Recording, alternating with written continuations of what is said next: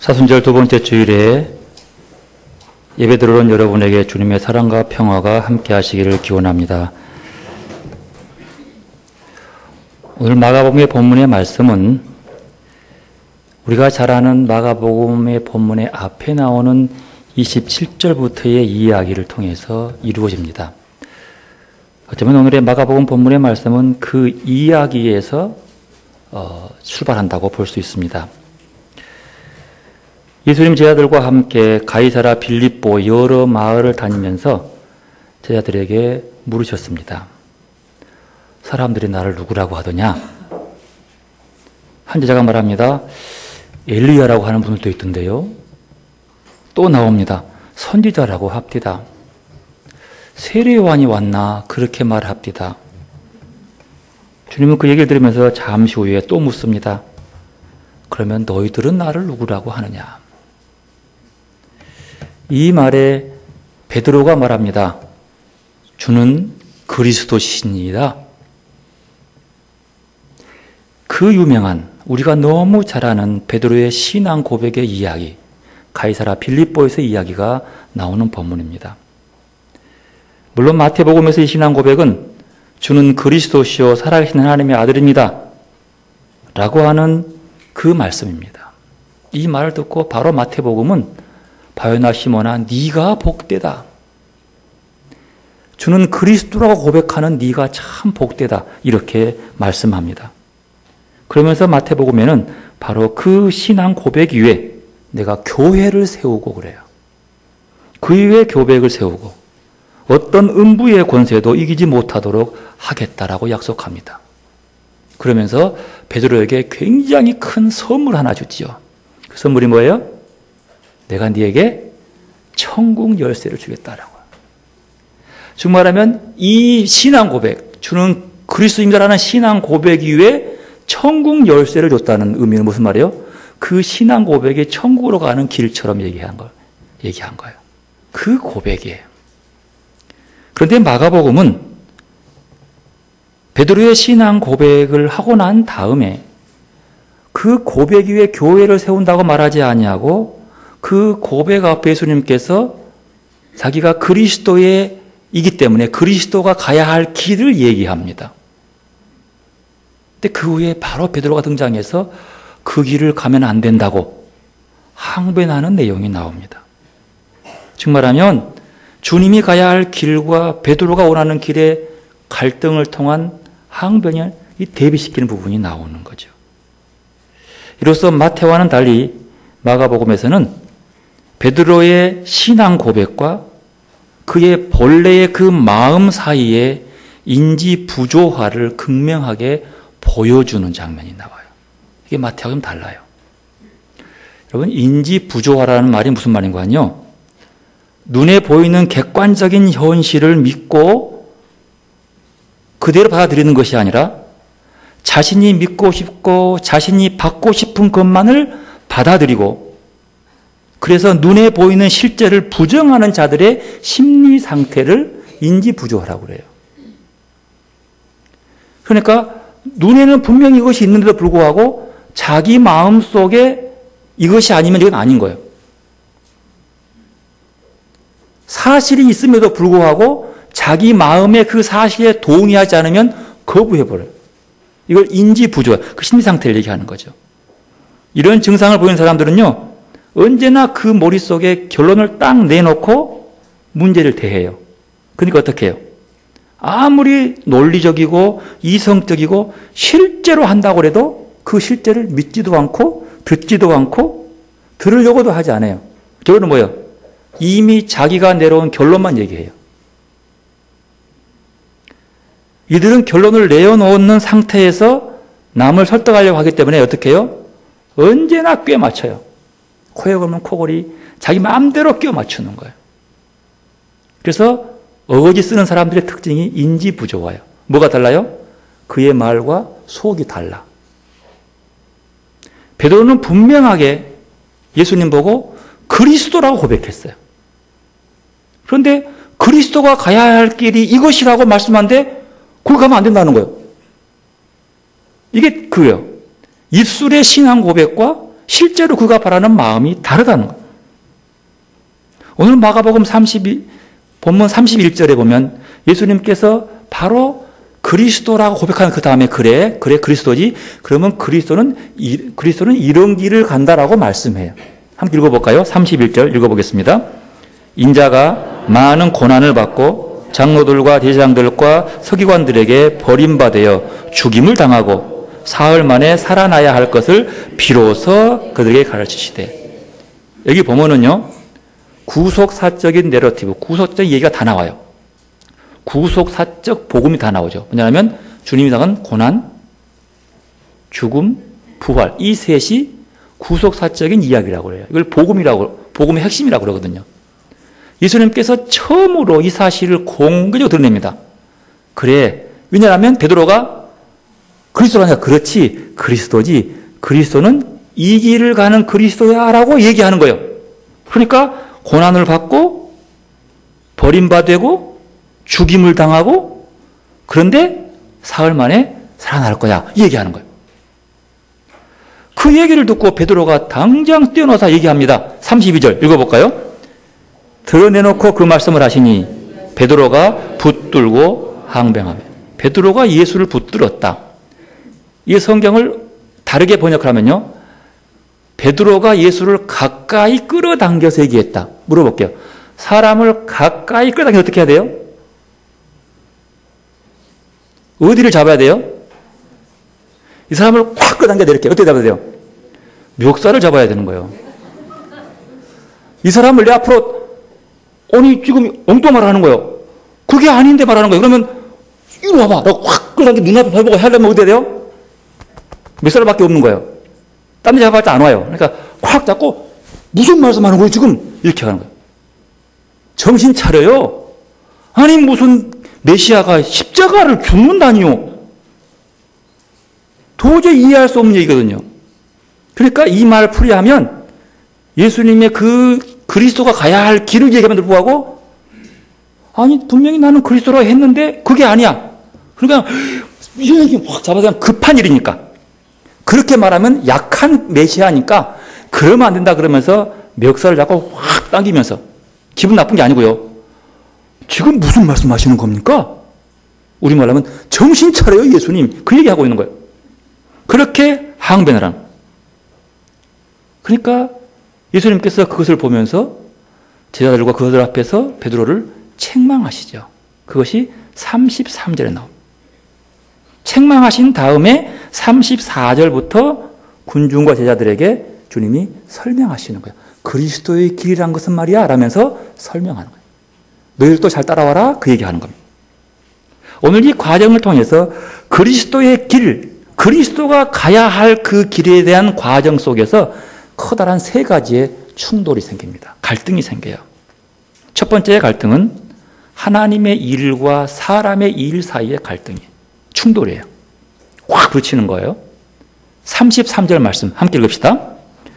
예수께서 돌이키사 제자들을 보시며 베드로를 꾸짖어 이르시되 사탄아 내 뒤로 물러가라. 내가 하나님의 일을 생각하지 아니하고 도리어 사람의 일을 생각하는구나. 예수님은 그리스도의 길이 하나님의 일로 얘기했는데 베드로는 하나님의 일로 받지 못하고 뭘 봐요? 사람의 일로 보니까 쾅 부딪히는 거예요. 여기서 사탄은 어떤 모습이에요? 그리스도라고 하면서도 사람의 일을 생각하는 사탄이 되는 거예요. 그것은 물러가야 될 일이에요. 그래서 그 둘이 부딪힙니다.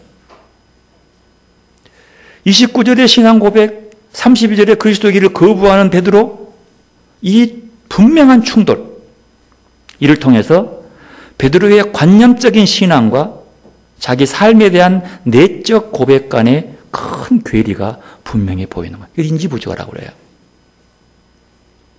두 번째 충돌은 자기 부정의 길과 자기 획득의 길을 간의 충돌입니다. 34절 함께 읽읍시다. 무리와 제자들을 불러 이르시되 누구든지 나를 따라오려거든 자기를 부인하고 자기 십자가를 지고 나를 따를 것입니다. 이게 분명히 나와요. 주님은 참된 제자의 삶은 자기를 버리는 삶이라고 분명히 말씀하고 있는 거예요. 근데 베드로는 자기의 버린 것처럼 보이지만 근본적인 그 마음 속에서 자기를 못 버리는 거죠. 왜? 자기는 사람이라 생각했거든. 그리스도라고 고백하면서도 그리스도가 가야 할 길은 자기와 그리스도가 실제로 충돌되는 거예요. 반면에 사람의 일은 뭐냐라면 사람의 일은 35절에 보면 자기 목숨을 얻으려고 하는 일이에요. 누구든지 자기 목숨을 구원하자고 하면 잃을 것이요. 자기 목숨을 얻고 자기 목숨을 위해서 무언가 챙기려고 하면 그 말이에요. 그것은 뭐예요? 그리스도의 길이 아니라는 거예요. 그러니까 잃는다는 거죠. 그게 35절에 나옵니다. 38절에 보면 사람의 일은 뭐냐라면 주님의 가르침을 부끄럽게 여기는 삶. 누구든지 이 음란하고 죄 많은 세대에서 나와 내 말을 부끄러워하면 인자도 그럴 것이다 라는 거예요. 부끄러워하는 삶. 세 번째 충돌은 생명의 길과 사망의 길 간의 충돌입니다. 즉 사람이 아무리 좋은 길을 간다 하더라도 그 길의 결국은 사망이에요. 그러나 하나님의 일은 결국은 영생을 옵니다. 하나님에게 가장 귀한 것, 내 안에 있는 하나님이 부여한 생명, 그 귀한 보물을 얻기 위해서 예수님이 십자가에 죽으신 거예요. 자기의 모든 것들을 왜? 내 안에 감추어진 하나님이 가장 귀한 보물인 그 생명을 살리기 위해서요. 그 보물을 찾기 위해서. 우리는 늘 감추려고 하지만 그 내 속에 있는 감추어진 사람들도 보지 못하고 자기도 보지 못하는 그것을 하나님은 찾아서 챙기기 위해서 자기의 모든 것인 아들을 십자가에 죽게 했다는 것. 여기서 우리가 교훈을 삼아야 할 것이 있습니다. 우선 베드로의 신앙 고백은 참으로 중요하고 칭찬받을 만한 고백입니다. 이 고백이 없이는 그리스도인이 될 수가 없는 거예요. 하지만 이 신앙 고백을 왜 이 신앙 고백이 그리스도의 길과 충돌하냐는 거예요. 그 이유는 그의 신앙 고백이 승리주의적인 신앙 고백이었기 때문이라고 봅니다. 가만히 보십시오. 베드로가 갖고 있는 본래의 마음, 진짜 그 마음, 감추어진 마음이 뭔가 찾아볼까요? 주는 그리스도시오라고 하는 신앙 고백, 그 고백이 그의 본심일까요? 아니면 그 길을 보고 아니요 라고 멱살을 잡고 붙잡는 것이 본심일까요? 어느 게 본심이에요? 말이 본심이요. 진짜 그 길을 가는데 벌쩍 뛰고 팍 반대한 게 본심이요. 그 말은 본심이 될 수가 없죠. 행동이 먼저예요. 본심이에요. 그러니까 그 마음 속에 신앙 고백을 하면서도 그리스도 맞아 그래 놓고도 그런데 그 그리스도는 자기가 바라는 세상에서의 영광과 승리를 얻는 그리스도로 바라본다는 거예요. 그러니까 갑자기 들킨 것처럼 죽으면 안 된 그리스도인데 죽은다라니까 이건 무슨 소리라고 팍 잡는 거예요. 그게 본심이야. 감추어진 본심. 그런 거죠. 그의 항변에서 보다 더 진실된 본심. 왜냐하면 그는 입술로만 하는 신앙 고백이기 때문에. 고백과 확신은 분명하지만 그 속에 숨겨진 비밀, 고백의 의도는 다른 데 있다는 거예요. 이것을 겉과 속이 다른 신앙이라는 거예요. 말과 행동이 다른 신앙 고백. 여기서 베드로의 신앙 고백의 본심은요, 그리스도를 제왕으로 따르는 승리주의적 혹은 제국주의적인 신앙이 그 마음속에 깊이 도사리고 있는 겁니다. 그리스도는 기름 부은 자라고 하는데 셋이죠. 어떤 의미? 왕, 제사장, 선지자. 이 세 개를 맡고 있죠. 베드로는 이 두 개는 다 빼고 뭐가 남아요? 왕적인.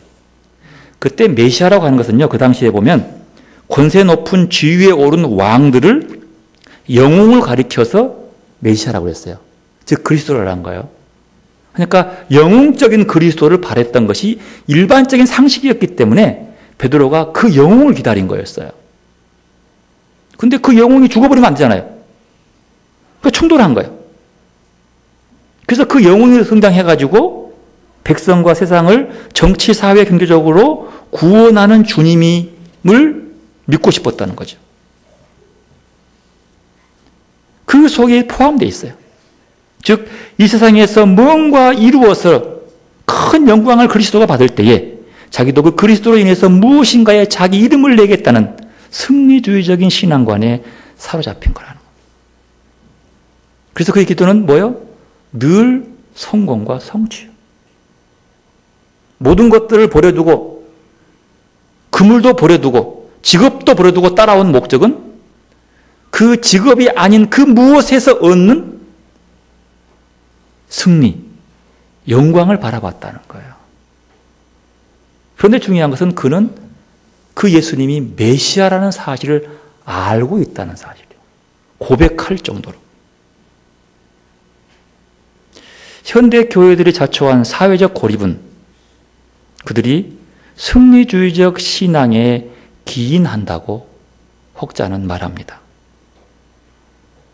여기서 승리주의적인 신앙이란 나하고 다른 타인을 배척하고 물량적 성장과 부흥, 번영을 정당화시키면서 그것이 마치 기독교의 전유물인 것처럼 믿게 하는 것. 이것이 승리주의적 신앙 고백입니다. 베드로의 신앙 고백처럼 고백을 하면 내가 그렇게 된다는. 그러나 분명히 아십시오. 행동보다도 고백도 중요합니다. 왜? 고백은 그리스도가 누군지를 분명히 알아야지만이 그 길을 갈 수 있기 때문인 거죠. 그래서 복되다고 하는 거죠. 고백할 수 있는 것, 주를 그리스도로 고백하는 것 큰 복입니다. 하지만 그보다 더 큰 영원한 복을 얻기 위해서는 그리스도가 가는 신앙 고백뿐만 아니라 그 그리스도가 가야 할 그 길을 함께 걸어가는 거예요. 그 길을 살아내는 것이 더 큰 복이죠. 왜처럼? 예수님처럼. 길을 알고 고백하는 것으로 신앙의 끝이 아니라 그 아는 길을 살아내야 한다는 의미가 거기에 포함되어 있습니다. 오늘 마가복음의 본문은 예수님이 그리스도이심을 알리는 데 목적이 있는 것이 아닙니다. 그리스도이신 예수가 어떤 길을 가는 왕이냐를 드러내는 데 목적이 있는 거예요. 그런데 베드로는 그리스도로만 있는 것을 아는 걸 끝나는 거예요. 목적이 뭐라고요? 그리스도인 예수가 어떤 길을 가는 왕이냐는 거예요. 왕은 왕인데 이걸 보여주는 거죠. 베드로는 이미 자기가 갖고 있는 세속적인 그 메시아 상을 가지고 대입시키려고 하는 거죠. 유대인의 메시아관을 의존해서 그것으로 예수를 바라보니까 도무지 안 맞는 거예요. 그렇게 죽으면 유대인들이 인정도 안 해주고 인기도 없는 거예요. 그래서 그 길을 가로막은 거죠. 이것이 경직된 종교관, 고정관념의 메인 종교관 이렇게 말합니다. 종교 이데올로기에 눌려서 새롭게 다가오시는 진정한 길을 찾지 못하고 진리를 밟지 못하는 그 안타까운 현실이죠. 왜 그리스도가 그 길을 가야 하는지 그것은 묻지 못하고 오직 자기가 이미 배우고 있는 유대인적 메시아관에 매여서 예수를 판단하는 베드로의 모습. 지금도 우리는 새롭게 다가오시는 예수님을 우리의 고정관념이나 지금까지 배우고 익힌 익숙한 틀, 이데올로기로 받아들여야 하고 그 틀에 궤를 맞추려 한다면 예수님이 아무리 우리에게 다가오셔도 우리는 영접하지 못하고 인정하지 못하는 유대인과 별 차이가 없다라고 볼 수 있습니다. 오늘 우리는 예수를 믿으면서 무엇을 바라고 기대하고 있습니까? 주님은 언제나 우리와 함께 하십니다. 그가 우리의 고난을 짊어짐으로 우리는 나음을 입고 그가 우리의 버림받음을 짊어짐으로 우리가 부름을 받으며 그가 우리의 사망의 짐을 짊어짐으로 우리가 정죄함을 받고 영생을 얻습니다. 오늘 우리가 자유를 말할 수 있고 미움과 분열을 향하여 화해와 사랑을 부르짖을 수 있는 것, 질병을 꾸질 수도 있고 사회의 어둠과 죄악을 향하여 진리를 말할 수 있는 것은 예수님께서 우리의 짐을 짊어지셨기 때문이라는 거예요. 이렇게 그 길을 따라가면 세상 속에서 그리스도인의 경쟁력은 아주 약해질 수 있습니다. 우리는 기독교인이 교회의 경쟁력이 세상 속에서 약해진 것을 많이 두려워합니다. 그러나 우리는 그리스도 안에서 생명과 빛으로 향하여 난 새롭고 참된 길에 초대받고 있습니다. 그 길이 십자가의 길입니다.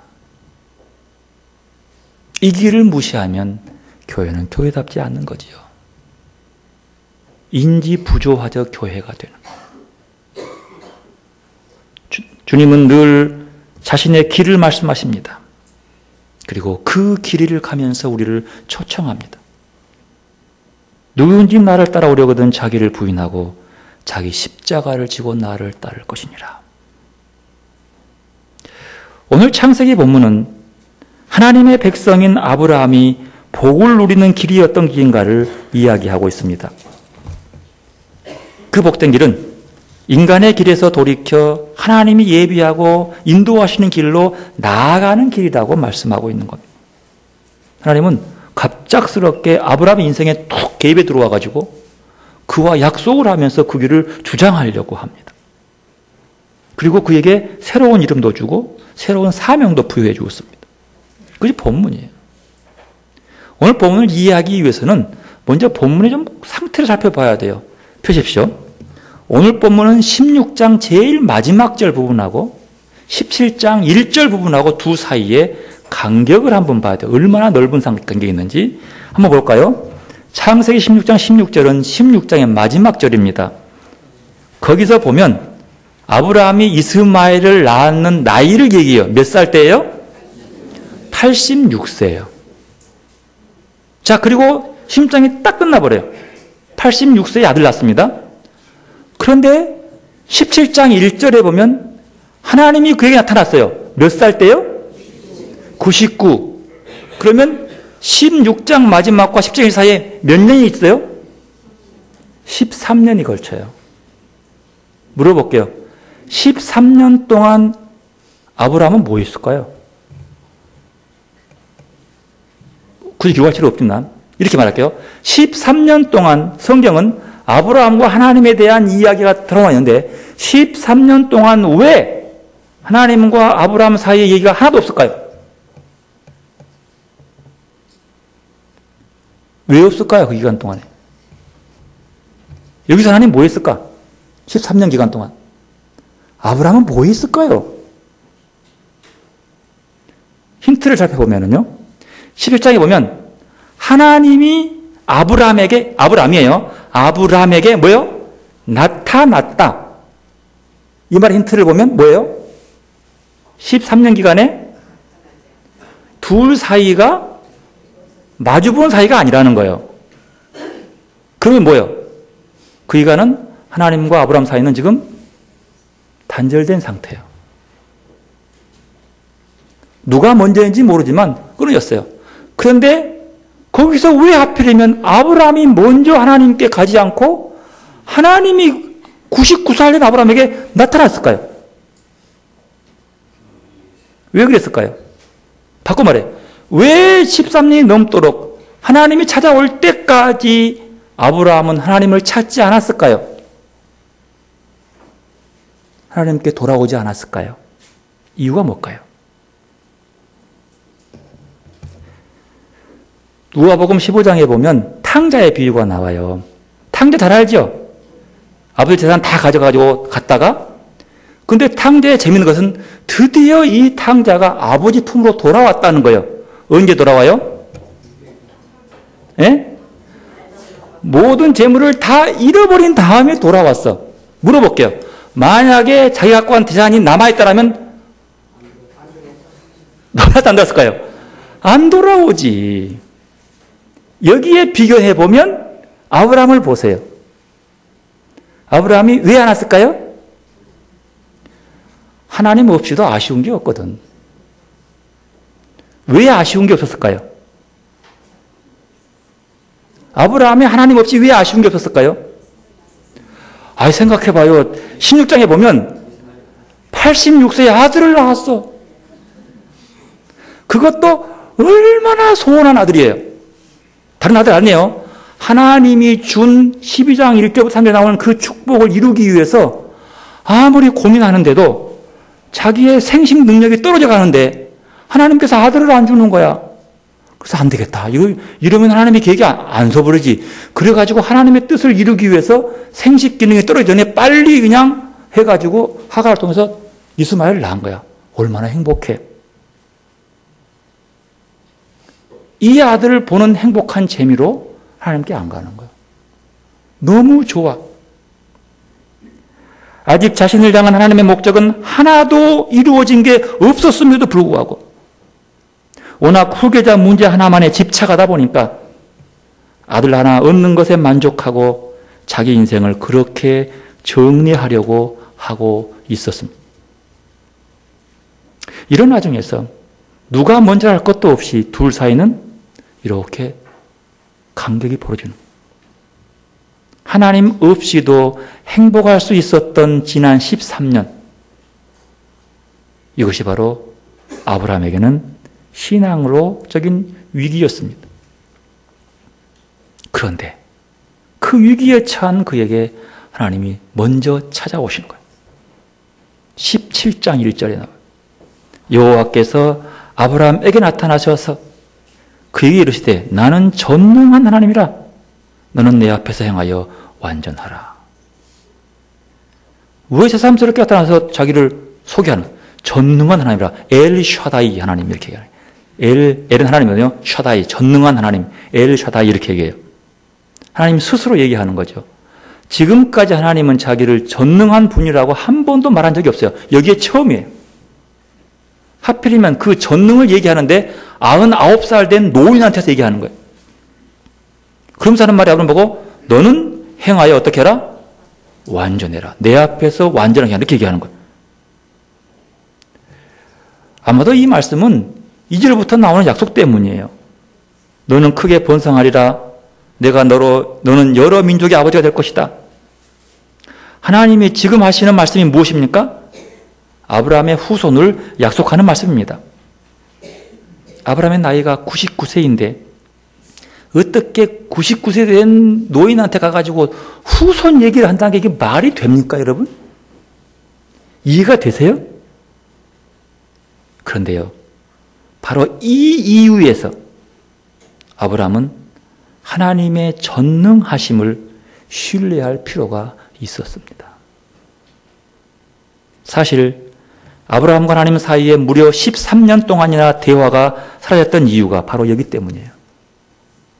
아브라함이 하나님의 전능하심을 온전히 믿지 못했기 때문인 거예요. 여기 때문에. 그래서 나이가 더 늙기 전에 86세의 하갈을 통해서 이스마엘을 낳은 거예요. 하나님의 능력을 믿지 못해서 그러는 거예요. 냉정히 말하면 이스마엘은 아브라함의 불신앙의 결과입니다. 그렇게 볼 수밖에 없어요. 아브라함은 어느 순간부터 하나님의 뜻에서 벗어난 잘못된 상태에 있었습니다. 어느 순간부터 하나님이 주신 목표를 따라 걷는 삶을 포기하고 적당한 선에서 타협하며 안주했습니다. 그의 지나간 13년의 세월은 그렇게 하나님을 잃고 표류했던 기간이었습니다. 그는 인간적으로 원하는 아들을 얻었지만 가장 중요한 하나님의 뜻을 놓치고 살았습니다. 물론 그 기간 동안 제사를 드리고 예배를 드렸을 겁니다. 때에 따라서 시간 되면 기도했을 겁니다. 그런 그를 사람들은 존경하고 신앙심이 있었다 했을 것이고 그 스스로도 이 정도의 행동이면 내 믿음이 괜찮은 믿음이라고 스스로를 자위하고 자기 만족하며 신뢰했을 겁니다. 그러나 바로 여기에 아브라함의 진짜 위기가 있었습니다. 하나님 없이 하나님과 함께하고 있다고 착각하는 믿음. 하나님께 들어주지도 않는데도 기도하면서 그 기도에 하나님이 응답할 거라고 스스로 착각하는 겁니다. 우리의 신앙의 위기도 바로 여기에 있습니다. 그런 면에서 하나님이 다시 99세 된 아브라함을 불러주신 것은 아브라함을 다시 회복시키겠다는 부르심이었고 하나님의 전능함을 다시 신뢰하게 하시려는 은총의 부르심이었습니다. 그러나 아브라함 입장에서 하나님께로 다시 돌아서는 데 있어서 반드시 해결해야 할 문제 딱 하나가 있었습니다. 여기서 깨끗하게 과거를 정리하고 다시 하나님께 돌아서기 위해서는 자기 뜻대로 낳은 이스마엘을 포기해야 했습니다. 하나님은 그를 99세에 새롭게 하나님의 뜻대로 인도해 가려고 하는데 그 뜻에 순종하기 위해서는 자기 뜻대로 얻은 이스마엘을 포기해야 했던 거예요. 이스마엘을 굳게 붙들고 있는 아브라함의 자기 만족의 손을 놓아야만 하나님의 뜻을 이루는 도구로 다시 돌아갈 수 있었다는 사실이에요. 결국 13년이 지나간 오늘에 와서도 여전히 아브라함에게 중요했던 딱 한 가지, 다시 하나님의 전능하심을 의지해야 한다는 것과 그 믿음으로 완전할 수 있다는 사실을 1절에 말씀합니다. 그리고 하나님께서 2절에 말씀하면 내가 내 언약을 나와 너 사이에 두겠다고 말씀하고 4절에 보라 내 언약이 너와 함께 있으니라고 말씀합니다. 하나님은 이미 아브라함과 언약을 세우신 바 있었습니다. 그런데 본문에 다시 언약을 세우겠다는 거예요. 99세에 이상 나면 100세인 것을 감안해 보면 이 반복해 말씀해 오는 약속, 언약이 마침내 실현될 때가 되었음을 보는 거죠. 즉 하나님의 약속의 실현은 아브라함이 조금도 개입하지 않는다는 거예요. 그래서 99세예요. 아무 능력 없을 때 아들을 낳는 거예요. 그럼 그 아들은 누가 주는 거예요? 하나님이 주시는 거죠. 이 얘기 앞에서 3절에 보면 아브라함이 비로소 뭐요? 땅에 엎드리니 마침내 99세의 아브라함이 하나님께 무릎을 꿇었습니다. 어떤 의미입니까? 이것은 하나님의 모든 것을 받아들이겠습니다. 하나님의 뜻대로 따라가겠습니다. 이제 드디어 자기 것들을 포기하는 거예요. 여러분 이게 신앙의 아름다움입니다. 하나님 앞에 무릎 꿇는 것. 아무리 자기의 뜻이 옳고 하나님의 뜻이 납득되지 않는다 할지라도 하나님의 말씀 앞에 무릎을 꿇는 것. 이게 아브라함의 신앙이고 이게 아름다운 믿음인 거예요. 사실 아브라함은 하나님의 말씀이 여전히 잘 이해되지 않았을 겁니다. 아, 이스마엘이면 이렇게 건강한 아이면 충분한데 또 무슨 새 약속이 필요해? 그랬을 겁니다. 그러나 하나님은 잘못된 것을 버리고 새로 시작하는 분입니다. 잘못된 뜻으로 이루어지는 것들을 함께 붙들지 않고 정리해버리고 출발하시는 분. 하나님은 아브라함에게 드디어 새 이름을 주십니다. 5절. 이제부로는 내 이름을 아브라함이라 하지 아니하고 아브라함이라 하리니 이는 내가 너를 여러 민족의 아버지가 되게 함이니라. 하나님이 왜 아브라함에게 새 이름을 주신 걸까요? 아브라함의 이름의 뜻에서 찾아볼 수가 있습니다. 아브람이라고 하는 말은 아비라고 하는 아버지라는 뜻의 히브리 말과 람이 더해진 말입니다. 아브람이라고 하는 말은 존귀한 아버지 그 뜻이에요. 존경받는 아버지 뜻입니다. 아브람 이 말은요. 이 말은 뭐냐라면 그저 이스마엘이라고 하는 한 아들의 존귀한 아버지라는 뜻이에요. 그러니까 다른 말로 하면 아브람은 이스마엘이라는 한 아들의 아비로서 존중받는 것을 그것으로 만족하는 거예요. 그것이 아브라함의 뜻이었어요. 아브라함의 만족함이었어요. 그런데 하나님은 그 이름을 아브라함으로 바꿔줘요. 아브라함이라고 하는 것은 아비루함. 이 말이 아브람, 원래 발음은 아비루함이에요. 아비는 아버지요. 루함은 아랍어로 말하면 큰 숫자라는 뜻이에요. 큰 숫자. 그러니까 아비루함, 이걸 더해보면 큰 무리의 아버지 그 뜻이에요. 즉 말하면 하나님의 이름 바꿔준 이유는 하나님은 아브라함을 통해서 큰 무리, 여러 민족의 아버지로 삼는 것이 누구 뜻이에요? 하나님 뜻이요. 근데 아브라함은 뭐예요? 이스마엘로부터 존중받는 아버지로서 만족한다는 거예요. 그 차이예요. 그래 그 이름을 바꿔주는 거예요. 99세의 나이에 어찌 가능한 거예요? 하나님이 어떤 사람이기 때문에 엘 샤다이, 전능한 하나님이기 때문에. 이런 의미에서 너는 내 앞에서 행하여 완전하라는 말씀이 새로운 의미를 가져옵니다. 즉 말하면 하나님은 아브라함에게 당신의 전능하심에 대한 완전한 뭘? 믿음을 요청하는 거예요. 내 능력을 믿어라. 네 몸 상태, 네 능력을 보지 말고 내 능력을 믿어라. 완전히 행하라는 뜻입니다. 아브라함을 그래서 믿음의 조상이라고 합니다. 왜 믿음이 이렇게 중요합니까?